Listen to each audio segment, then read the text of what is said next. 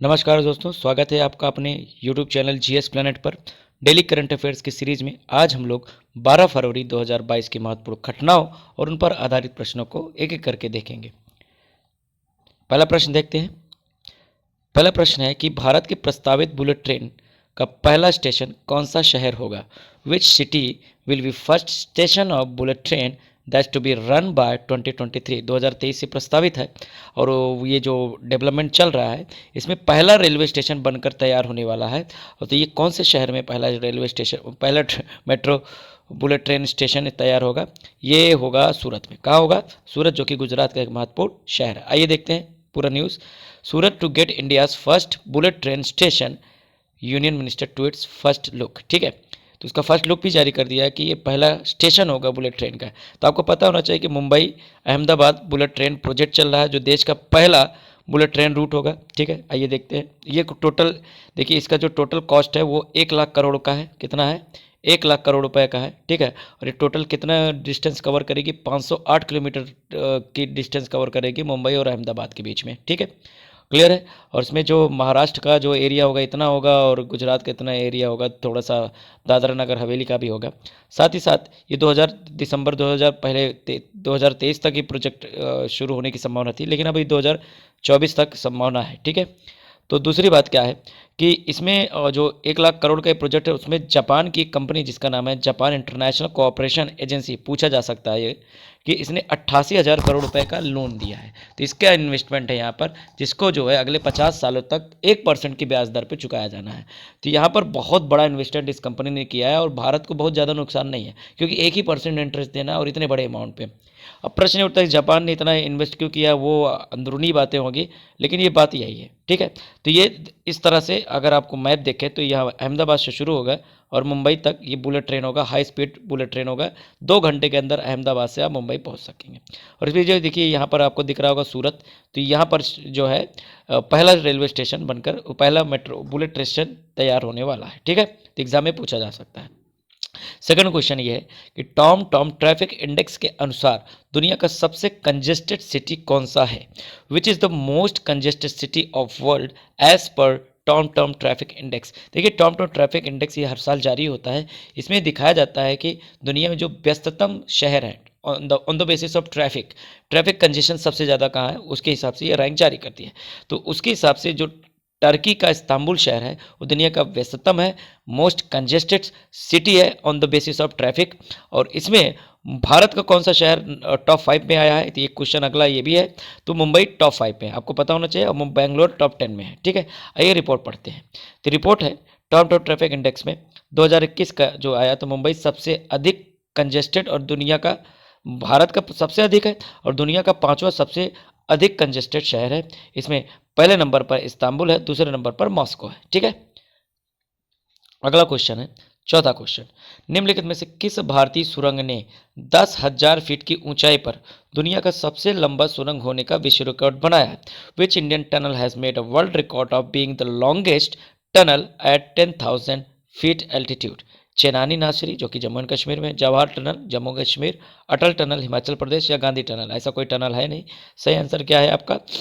अटल tunnel. क्या है सही आंसर इसका? होगा अटल टनल, जो कि हिमाचल प्रदेश में है। ठीक है, आइए बढ़ते हैं थोड़ा सा। ठीक है, बुधवार को नई दिल्ली में एक ऐतिहासिक समारोह के दौरान अटल टनल को आधिकारिक तौर पर वर्ल्ड बुक ऑफ रिकॉर्ड्स में इसे शामिल कर लिया गया, जो कि 10,000 फीट पे दुनिया की सबसे लंबी सुरंग के रूप में मान्यता दी गई है। ठीक है, इसकी टोटल लंबाई कितनी है? 9 किलोमीटर, जो कि यहाँ पर होगा, यहाँ पर एग्जैक्टली यहाँ पर दिख रहा है ये पॉइंट। ये है रोहतांग टनल। क्या इसका पहला क्या नाम था? रोहतांग टनल, जिसे बाद में श्री अटल बिहारी वाजपेयी जी के नाम पर कर दिया गया था सरकार द्वारा। इसकी टोटल लेंथ कितनी है? 9 किलोमीटर, जो कि भारत की सबसे लंबी टनल तो है ही है इतनी ऊंचाई पर, साथ ही साथ दुनिया की सबसे लंबी टनल हो गई है। ठीक है, रोहतांग टनल जो कि हिमाचल प्रदेश के रोहतांग पास पे है। पास का मतलब समझते हैं? पास पर्वतों के बीच में खाली स्थान होता है, जिससे एक घाटी से दूसरी घाटी में कम जो है ट्रांसपोर्टेशन स्थापित हो पाता है। जो ये टनल है, ये रोहतांग टनल रोहतांग पास पर होगा, जिससे लद्दाख जाने में आसानी होगी। तो हिमाचल प्रदेश से लद्दाख आप आसानी से जा सकते हो, घूम कर जाने की जरूरत नहीं होगी। ठीक है, तो ये टनल आपको रास्ता देगा। एग्जाम में पूछा जा सकता है कि भारत का सबसे ऊंचाई पर स्थित सबसे लंबा टनल कौन सा है? अटल टनल, और ये विश्व का भी हो गया है। अगला क्वेश्चन है कि मुनीश्वर नाथ भंडारी किस राज्य के चीफ जस्टिस नियुक्त हुए हैं? Munishwar Nath Bhandari is appointed as chief justice of which state? तो ये तमिलनाडु के चीफ जस्टिस हुए हैं, यानी तमिलनाडु के अंदर जो मद्रास हाई कोर्ट है, क्या है? मद्रास हाई कोर्ट के चीफ जस्टिस बने हैं, मुख्य न्यायाधीश बने हैं। ठीक है, तो एग्जाम में ये प्रश्न बन सकता है। आइए देखते हैं। ये रहे, ये मुस्कुराते हुए चेहरे, हंसता हुआ नूरानी चेहरा इनका। ठीक है, Munishwar Nath Bhandari ji new chief justice of Madras high court. ठीक है, ध्यान दीजिए, चेन्नई है राजधानी मद्रास किसकी? तमिलनाडु की, लेकिन अभी भी मद्रास हाई कोर्ट के नाम से ही जाना जाता है, क्योंकि मद्रास चेन्नई का पुराना नाम है। ठीक, तो राष्ट्रपति रामनाथ कोविंद जी ने 17 जजों की नियुक्ति की, जिसमें से मद्रास के चीफ जस्टिस बने हैं। ठीक है, तो एक एग्जाम में पूछा जा सकता है, क्वेश्चन पूछा जाता है आर्टिकल 217, जो कि संविधान का आर्टिकल 217 जो कि हाई कोर्ट के बारे में बात करता है। तो chief justice of high court के साथ साथ हाई कोर्ट के जितने भी जज होते हैं, ध्यान दीजिएगा, सुप्रीम कोर्ट के भी जज, सुप्रीम कोर्ट और हाई कोर्ट, तो दोनों के जो एससी और एससी दोनों के जजों की नियुक्ति कौन करता है? प्रेसिडेंट ऑफ इंडिया करता है, राष्ट्रपति करता है। भारत का राष्ट्रपति क्या करता है?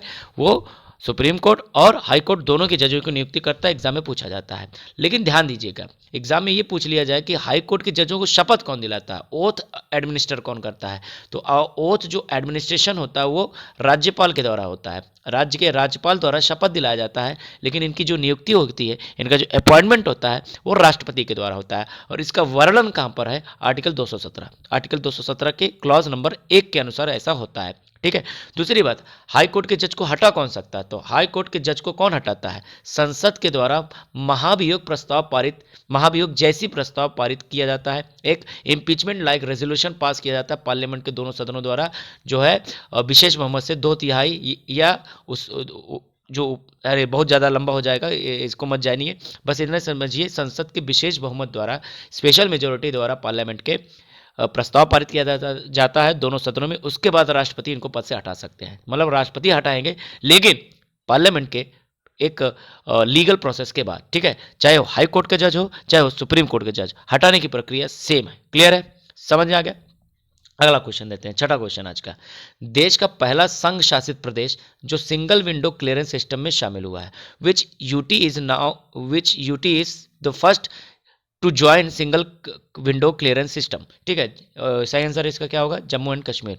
क्या है सिंगल विंडो क्लियरिंग सिस्टम? आइए समझती है। देखिए, J&K join single window clearance portal first UT to do so. इसका मतलब क्या है? देखिए, बजट 2020 में वित्त मंत्रालय के द्वारा घोषणा की गई थी कि एक सिंगल विंडो क्लियरेंस पोर्टल बनाया जाएगा। क्या बनाया जाएगा? एक पोर्टल बनाया जाएगा, सिंगल विंडो क्लियरेंस पोर्टल। इसका मतलब क्या होगा? इसमें सभी मिनिस्ट्रीज क्या होंगे? अटैच होंगे, इसमें सभी मिनिस्ट्रीज की इन्फॉर्मेशन होगी। लेट सपोज कोई इन्वेस्टर है, कोई निवेशक है, किसी जगह पर वो निवेश करना चाहता है, इंडस्ट्री लगाना चाहता है, तो उसको अलग अलग मंत्रालय से क्लियरेंस चाहिए होती है। लेट सपोज मुझे बिजली की फैक्ट्री लगानी है किसी राज्य में, तो मुझे कितने मंत्रालयों की एनओसी चाहिए होगी? हम मुझे एनवायरमेंट मिनिस्ट्री की क्लियरेंस चाहिए, कोल मिनिस्ट्री की से क्लियरेंस चाहिए, पावर मिनिस्ट्री से क्लियरेंस चाहिए, अलग अलग और जो मिनिस्ट्रीज हैं स्टेट की, राज्य की, सबकी क्लियरेंस चाहिए। जब क्लियरेंस मिल जाएगा तब जाके मैं अपना ये प्लांट स्टार्ट कर पाऊंगा। तो होता क्या है, इतना भागा दौड़ी होता है, लाल फीताशाही, रेड टेपिज्म इतना होता है, करप्शन इतना है कि अलग अलग जगह पे घूस और बाकी सारी चीज़ें करनी पड़ती है, जिस वजह से बहुत सारे डेवलपमेंटल प्रोजेक्ट रुक जाते हैं। अब सिंगल विंडो क्लियरेंस सिस्टम का फायदा क्या होगा? सारे मंत्रालय का पोर्टल एक जगह पे हो गया, तो आप एक ही पोर्टल पर जाकर सारे इन्फॉर्मेशन भरेंगे और वहीं से आपके सारी क्लियरेंस क्लियर हो जाएगी। तो इससे क्या होगा? इससे क्या होगा? फास्ट प्रोसेस हो जाएगा, थोड़ा सा फास्ट हो जाएगा, तो प्रोजेक्ट भी जल्दी जल्दी होंगे, तो निवेश भी ज़्यादा आएगा, निवेश ज़्यादा होगा, देश का विकास होगा। इस तरह की पूरी ये प्रक्रिया है। ठीक है, तो ये है सिंगल विंडो, जो इसे हिंदी में क्या बोलते हैं? एकल खिड़की निर्गम प्रणाली। ठीक है, सिंगल विंडो क्लियरिंग सिस्टम। ठीक है, समझ में आ रहा है?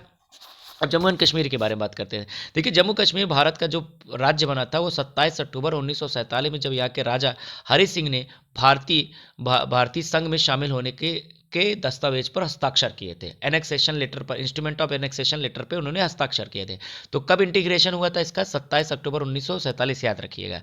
लेकिन 2019 के एक महत्वपूर्ण घटनाक्रम के द्वारा इसे यूनियन टेरिटरी में बदल दिया गया। ठीक है, यूनियन टेरिटरी यानी संघ शासित प्रदेश। किसी भी राज्य को संघ शासित प्रदेश का दर्जा संसद के द्वारा प्रस्ताव पारित करके किया जा सकता है, सरकार के द्वारा। तो ऐसा हुआ था, Jammu Kashmir reorganisation bill pass हुआ था 2019, 5 अगस्त को ये बिल आया था। ठीक है, और ये पारित होने के बाद क्या हो गया? अक्टूबर में ये जो है यूनियन टेरिटरी हो गया, 2 यूनियन टेरिटरी बने थे, एक लद्दाख और एक जम्मू कश्मीर, इसका विभाजन हो गया था। अभी तक वहाँ पर चुनाव नहीं हुए हैं। जम्मू कश्मीर में विधानसभा है लेकिन वहाँ पर अभी तक चुनाव नहीं हुए।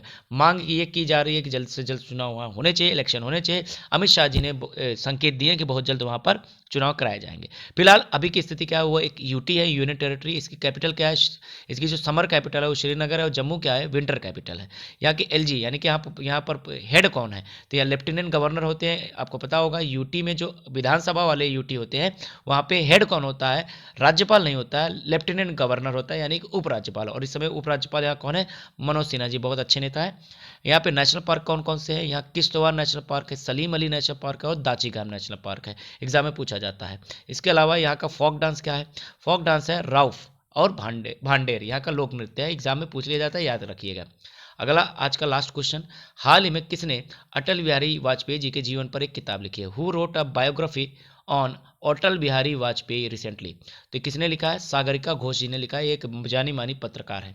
ये देखिए, ये उन्होंने बुक लिखी है। इस पर उन्होंने बहुत गहन शोध किया है। इसमें अटल जी के जो 1957 से लेकर 2005 तक के जो इनके एक्टिव पॉलिटिक्स थी, वहाँ पे जो संसद में उन्होंने भाषण दिए थे उसका कलेक्शन है। इनके दोस्तों से भी रायशुमारी की गई, इनके परिवार से भी रायशुमारी की गई। तो मतलब अलग अलग जगह से डेटा कलेक्ट करके इनके ऊपर ये बुक लिखी गई है। और इस बुक में बताया कि वो एक लिबरल स्टेट्समैन थे, बहुत ही उदारवादी ज़बरदस्त नेता थे, लेकिन हिंदुत्व आइकन थे, हिंदुत्व के आइकन थे, लेकिन सॉफ्ट आइकन थे, बहुत कट्टर बात नहीं करते थे। कल्चरल पोएट थे, जो है रूटलेस पॉलिटिशियन थे, ज़बरदस्त पॉलिटिशियन थे। लेकिन डेमोक्रेट थे, मतलब डेमोक्रेसी में बिलीव था इनका, लोकतंत्र को ये इन्होंने लोग बहुत सपोर्ट करते हैं। संसद में भी इनका ऐतिहासिक भाषण है। लेकिन इनको ऑल्सो भी क्या बोला गया है कि मोरल कॉम्प्रोमाइज़र, कहीं कहीं इन्होंने भी नैतिकता के साथ समझौता किया था, जैसे बाबरी विध्वंस के मामले में। ठीक है, साथ ही साथ जब नरेंद्र मोदी जी के कार्यकाल में गुजरात में दंगा हुआ था तो वहाँ पर भी ऐसा माना जाता है इन्होंने कॉम्प्रोमाइज़ किया था अपने सिद्धांतों से। तो ऐसा इस बुक के, ये मैं नहीं कर रहा हूँ, ये एक बुक कह रही है। ठीक है, तो ये सारी चीज़ें यहाँ पर है। तो सागरिका घोष ने अटल जी के ऊपर एक बुक लिखा है, तो एग्जाम में पूछा जा सकता है। तो ये थे आज के प्रमुख 7 क्वेश्चन। होपफुली समझ में आए होंगे। कहीं कोई डाउट हो जरूर कमेंट करिएगा या मुझे टेलीग्राम में पिंग करिएगा। साथ ही साथ आपको इसका पीडीएफ मिल जाएगा कहाँ पर, जो है इसी चैनल का डिस्क्रिप्शन में आप जाइएगा, लिंक आपको मिल जाएगा, वहाँ डाउनलोड कर लीजिएगा। कहीं कोई वीडियो में शिकायत करना हो तो जरूर बताइएगा, सुझाव देना हो तो जरूर बताइएगा। थैंक यू सो मच, आज के लिए इतना ही।